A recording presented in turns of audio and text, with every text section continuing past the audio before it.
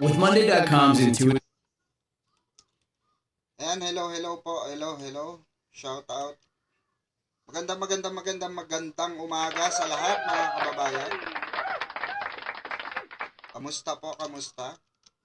And 23 million viewers, shout out po ah. Ayan, palike and share po ng ating live bago tayo magsimula. Naku, maganda ang tatalakayin natin ngayon mga kababayan. Ang dami talaga napapahiya. No? Ang dami talaga napapahiya mga kababayan. Hindi ko maintindihan bakit napapahiya sila. Ayan shoutout Oy, Ma'am Tamura. Shoutout sa iyo. Kamusta? Hello po sa lahat. Ayan, sa mga nakapanood dun sa namin sa Big Five. Ayan, salamat po sa inyong panonood mga kababayan. So dito tayo pupunta muna mga kababayan ko sa usapin ng insertion mga kababayan. Dito muna tayo pupunta sa usapin ng insertion. Dahil ito pong usapin na ito ay talaga naman alam naman natin. 'Di ba? Pinag-usapan ng lahat 'yan. Totoo ba yung sinasabi ni Zaldico? 'Di ba? Totoo ba yung pinipinpoint ni Zaldico na wala bang bulilyaso yung script? Oo. Yan yung mga katanungan ng ating mga kababayang Pilipino Gaano ba katotoo, 100% ba o scripted lang? No? Kasi sa mga hindi po nakakaalam, ang daming lumalabas ngayon na sablay para lamang po sa propaganda nitong mga kutong lupang ito. Nako Zaldico, umuwi ka na lang kaya. Hindi kasi di ba mga kababayan, kung hindi naman talaga di ba? Hindi naman talaga siya nakinabang sa pera na yan. Ako, personally kung ako kay Zaldico, uuwi ako. Hindi ako magtatago, mga kababayan ko. Never ako magtatago. Kasi hindi naman ako nakinabang diba? Magtatago ako kung meron talaga akong pagkakasala. Kasi sabi nga niya, hindi siya nakinabang dun sa pera. Bakit nagtatago kayo ng katanungan dun? Diba? Kung wala kang talagang kasalanan dyan at hindi ka nakinabang, supposed to be dapat naandyan ka, nandito ka sa Pilipinas. In-under oath mo lahat yung statement mo. Tama ba mga kababayan ko? Ito kasing si Zaldico, sablay-sablay di ba? Pero bago ang lahat mga kababayan, alam natin di ba mainit ang usapin dito sa pasabog ni Aimee Lacson. Lacson ba to? Sabi nila ayon sa mga bali-balitang lumalabas sa social media lumabas na yung ama. Kaya nga may patutsada itong si pamangkin niya, 'di ba? Alam naman natin mga kababayan kung gaano kabaliw si Aimee. Dahil nga mismong anak niya noon, kaaway niya mga kababayan.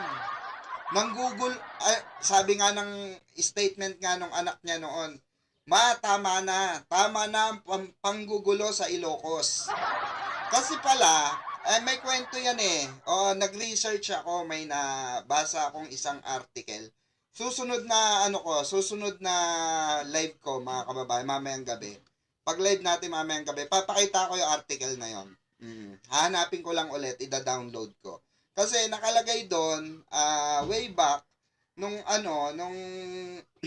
tawag dito, 1977 mga kababayan, if I'm not mistaken, correct me if I'm wrong, nagkakaso pala ito, murder mga kababayan. Siraulo pala talaga tuktok nito ni Aimee. Meron pala talagang literal na mental disorder ito.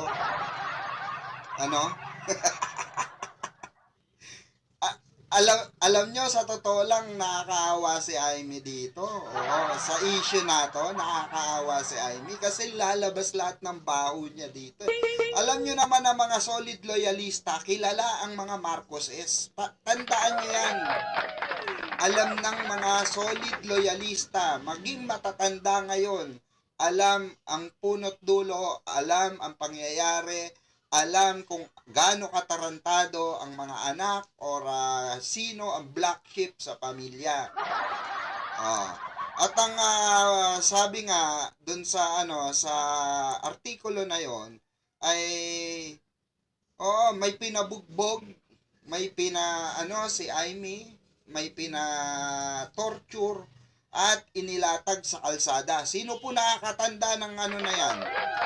Artikulo na yan. Diba? Ginagamit lang din siya ng mga Duterte. Correct, Ma'am Tamura, diba? Hindi ko alam bakit nagpapagamit. Ate, shout out ha. Benji, ayan, shout out. Good morning. Good morning sa lahat. Ayan, sa mga kababayan natin sa Lipa, Batangas, shout out sa inyo ha. Ayan, maraming salamat po. Diba? Lumalabas ngayon lahat ng mga history ng baho ni Amy dahil sa katarantaduang ginagawa niya. Dahil sa pagkakatuta niya, hindi ko alam kung anong pinakain ni Digong dito. Hindi ko alam kung pinakain ng Pure Foods to. Pure Foods hotdog ba kinain mo? Ano ba yan? Yung Jumbo Bolo? Matindi kasi si Digong no? Matindi, chickboy kasi ito no? Chickboy kasi si Digong, napakadaming babae Kaya parang hindi talaga siya maiwan ni Amy, Talagang naandun yung niya. Kasi siguro isa sa ang mga Duterte siya nakakaalam ng sikreto at baho niya. Kaya siguro ayaw niya makalaban si Sara kasi si Sara Duterte siguro alam niya yung may malamang may kinakwento si Amy ng personal dyan. Diba? Kaya eto mga kababayan, yung artikulo na to ay talagang iskandaloso. Pero mamaya natin tatalakayin yan. Kaya nga nung panahon ng nung mga nagdaan, mga kababayan, eto palang anak ni Amy, kinalaban din siya. Kasi nga lahat pala ng mga negosyo sa Ilocos, pinapakialaman niya. Oo. Kaya ultimo anak niya hindi niya kasundo, di ba?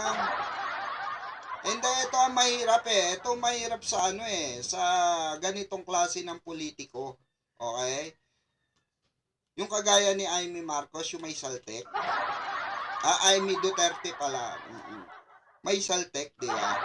Ganyan po ang mahirap no pagkatiwalaan. Hindi kagaya ni Senator Risa. Ito for the record, si Senator Risa, mga kababayan nagtratrabaho, pinaiimbestigahan din yung mga anomalya. Alam nyo, mas maganda pa to. Ito sa totoo lang, hindi naman sa maitakel lang natin dito si Senator Risa. Kasi follower din ako ni Senator Risa Ibang klase din kasi si Senator Risa pagdating dito sa DENR, mga kababayan. Diba? Sino po nakakapanood ng mga hearing dito sa DENR during ito kasing nangyari na pagbaha sa Cebu ay isang nauugnay dito ang maanumalyang pag-accept or pagbibigay ng permit or hindi hindi pagsunod ng DENR sa protocol or sa kanilang mismong sariling batas sariling batas pang agrikultura, pang mga bundok, pang mga kung ano-ano pa, di ba? Basta yun na yun. Di ba? Hindi. Personally, mga kababayan, mabuti pa to personal opinion ko to, mabuti pa to si Senator Amy. Meron tayo nakikitang gawa. Meron tayong nakikitang trabaho, 'di ba? Oh. Meron tayong nakikitang progreso. Kagaya ni PBBM, kahit binabatikos si PBBM, ayan o, nagtatrabaho, nakita nyo. Ha? Kahit lahat ng kasulok-sulukan, until now, nagtatrabaho si mahal na Pangulo. Kahit marami nagtutuligsa sa kanya. Alam nyo kasi pag mabait kang tao, eto sa totoo lang, alam nyo pag mabait kayong tao, marami magmamahal sa inyo. Tignan nyo, presidente pa rin siya. Ano sinasabi ng mga DDS na kulangot, mga kababayan? Ano sinasabi ng mga DDS na kutong lupa? Ang sinasabi nila, November 17 ay wala na si Presidente Marcos sa atin. Pangulo na ay si Pangulong Sara nila. Putang ina. Paano magiging Pangulo yung mangmang? Puta, talo pa ng grade 6, grade 1. Kung mag-isip, 'di ba? Real talk. Paano magiging presidente yung kumag na yan? Kahit na dumating ang 2028 election, putay na hindi ko iboboto yan. Kaya nga alanganin na siya eh. Kaya pinupursige na nilang makapasok si ngayon, maging presidente ito si Sara, kasi alam nila sa 2028 laspag na yan. Kasi marami pang lalabas na iskandalong kinasangkutan yan. Marami pa pong mga anomalyang ilalabas laban dyan. Hindi lang isa yan, hindi lang dalawa yan, hindi lang 3 yan. Baka 50 pa yan. Yan ang sinasabi natin eh. Masyadong pabida-bida kasi itong mga DDS na to. Yung mga maka-Duterte, akala mo yung Duterte, santo. Hindi nila akalain na makukulong si Digong. Hindi naman malulungkot si Digong, mga kababayan, kasi pasunod na si Bato. Si Bato de la Rosang kanang itlog ni Digong. Wala pa yung kaliwa eh. Si Bongo po kasi yung kaliwa. Yung kaliwang betlog ni Digong, si Bongo po yun. Iniisa-isa muna ni Senator Trillanes para 'di ba? Para nga naman na papunta dun sa exciting part. Akala nila pipitsugin eh. Akala nila pipitsugin itong si Senator Trillanes. Ang masama kasi dito, mga kababayan, inaway nila ng inaway, imbis na may kakampi sana sila, inaway nila ng inaway si Pangulong Bongbong Marcos, mga kababayan. Inaway nila ng inaway si Pangulong Bongbong Marcos. So, ang tendency, bahala kayo dyan. Sige, damputin nyo yan. Dumating yung warrant of arrest ni Bato, meron ng kopya ang DOJ. Dumating yung warrant of arrest, 'di ba? Hindi pa nga lang isa-serve, pero nakita na yung warrant of arrest. No? Kakabakbak nila ng kakabakbak kay Pangulo. Imbis na sabihan actually may power si Pangulo, mga kababayan. Para sa kalaman nyo, meron talaga siyang power makiusap sa ICC. Na baka pwedeng dito na lang litisin. Paano mo sasabihin sa ICC yung puta kung sarili mo yung sarili mong bansa niyuyurakan mo? 'Di ba?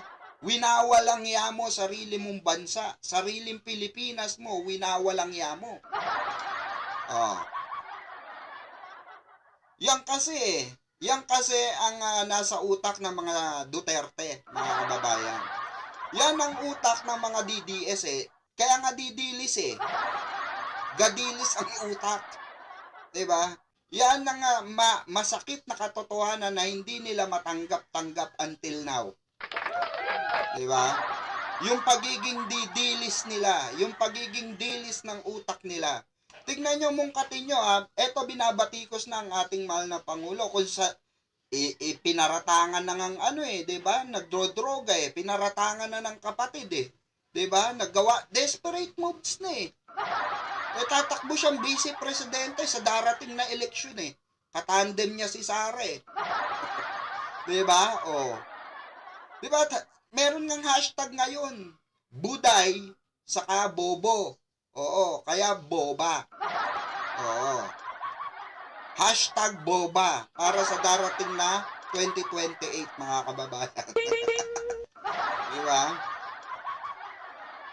Mungkatin nyo, gaano kasipag itong si Pangulo na kahit na po, no, anong mangyari, ay ginagawa pa rin niya yung trabaho niya bilang isang Pangulo ng bansang Pilipinas.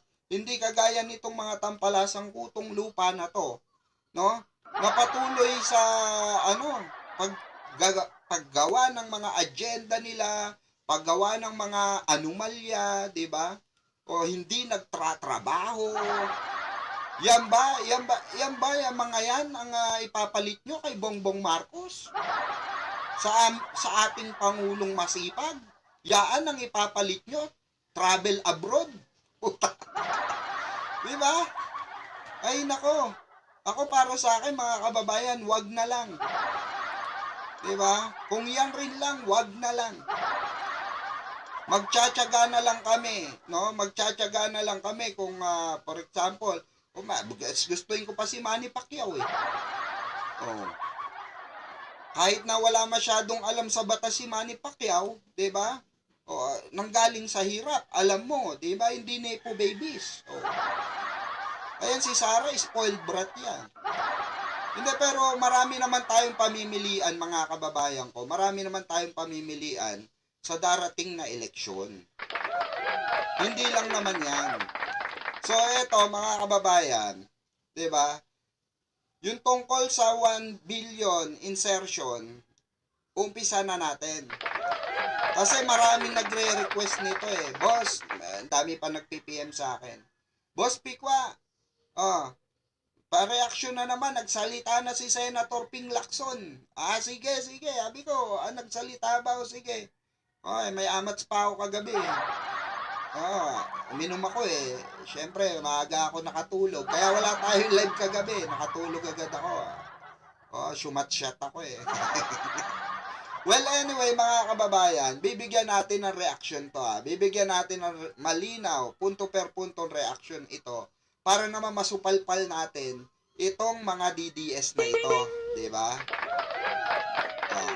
So ito, wala nang patumpik-tumpik, pakinggan po natin With the common sentiment of a good number of our colleagues in commending Your Honor for almost single-handedly spearheading or leading the way, if you will, towards what could be the most transparent and corrupt-free national budget of all time. Of all time. Teka. Diba? National budget. Pinakamalalang national budget corrupt of all time, sabi ni Senator Ping. Diba? Tama. Rosalie, tama yon. Babebi Bobu, tandem ng mga ampaw. Tama. Tandem ng mga baliw. May mga ketek, di ba? May mga saltek. Ito sinasabi ni Senator Ping Lacson dito. Paano nga naman hindi magiging ito? Corrupt. Grabe, ang dami niyang nasilip, mga kababayan. Ang dami niya nasilip dun sa Bicam. Kasi kilala natin si Senator Lacson, mga kababayan, na isa sa mga talagang sumususi sa budget sa Kamara, 'di ba? Pagdating sa Kamara, 'di ba? Bago pumunta sa ating presidente, ang bago pirmahan, kine-question 'yan. Kahit nung panahon ni Duterte, ang dami niyang kinwestiyon. Isa na po diyan yung 51 billion pesos. 51 billion hindi milyon, mga kababayan. 51 billion na sa loob ng sa loob ng isang isang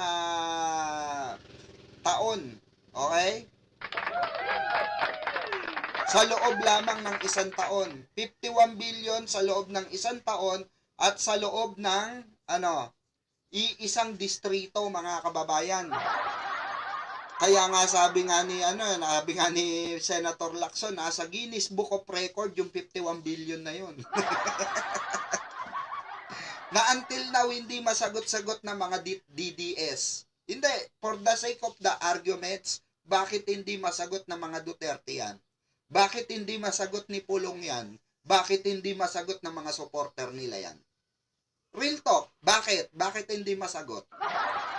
Nasa Bicam yan, recorded yan, mga kababayan, kaban ng bayan yan. Kaya itong dinidiscuss ni Senator Pampilo Lacson dito, mga kababayan, malinaw pa sa sikat ng araw na ito ay pagmamayari ng ating lipunan. Budget po natin 'yan. Pero tuloy natin. Thank you, Mr. President, for the kind words, and it means a lot to the committee and also to the staff and to the members. Those words coming from Senator Lacson, who has been really monitoring, supervising, scrutinizing the budget since time immemorial, Mr. President. And when I was a new senator, I would listen to him intently, interpolating the different sponsors of the budget, Mr. President. And I picked up so many concepts on how to reform the budget, especially making it transparent and open to the public, Mr. President. So thank you very much for the kind words, Senator Lacson. Yeah, with that said, I will proceed to my interpellation. Yeah, GDP projections are essential in national budgeting because they determine expected government revenues, guide how much the government can responsibly spend, and help maintain sustainable deficit and debt levels. Realistic forecasts ensure programs are funded within fiscal limits, support appropriate policy responses to economic conditions, and uphold the country's credibility with investors and credit rating agencies. In short, ito mga GDP projections set the economic foundation for responsible and strategic budget planning. But as you see on the screen,